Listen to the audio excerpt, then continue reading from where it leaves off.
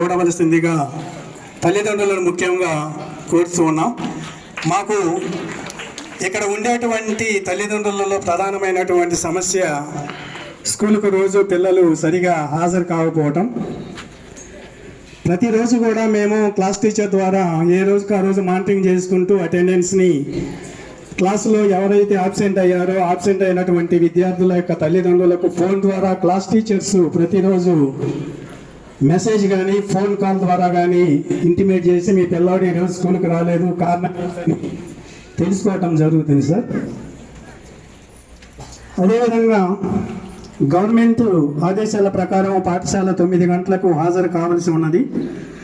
9:30 లోపు క్లాస్కు హాజరు కానిచో అటువంటి విద్యార్థులకు ఆ రోజు ఆన్లైన్ అటెండెన్స్లో ఆబ్సెంట్ చూపించడం జరుగుతుంటుంది సార్. కనుక పిల్లలను ఇన్ టైంలో తప్పకుండా 9 గంటల లోపు స్కూల్కి అటెండ్ అవ్వాలని చాలాసార్లు ప్రతి పేరెంట్కి కూడా ఇన్ఫార్మ్ చేయటం జరుగుతూ ఉంటుంది. అది రెగ్యులర్గా జరిగేటువంటి ప్రక్రియ సార్ ప్రతిరోజు కూడా.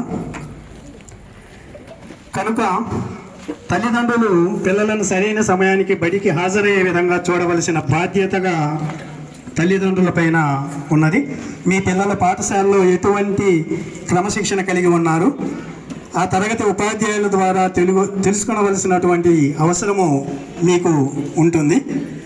పిల్లాడు ఎలా చదువుతున్నాడు, పిల్లాడి ప్రవర్తన ఎలా ఉంది, వాడు స్కూల్కి వస్తున్నారా లేదా అనేటువంటిది ప్రతిరోజు కూడా తల్లిదండ్రులు టీచర్కి ఫోన్ చేసి అయినా కనుక్కోవచ్చు, లేదా టీచర్స్కి మెసేజ్ అయినా పెట్టి కనుక్కోవచ్చు, లేక స్కూల్కి వచ్చైనా సరే మీ పిల్లల యొక్క స్టేటస్ ఏ విధంగా ఉంది అనేది తెలుసుకోండి అని చెప్పేసి ప్రతిసారి చెప్తూనే ఉన్నాం సార్.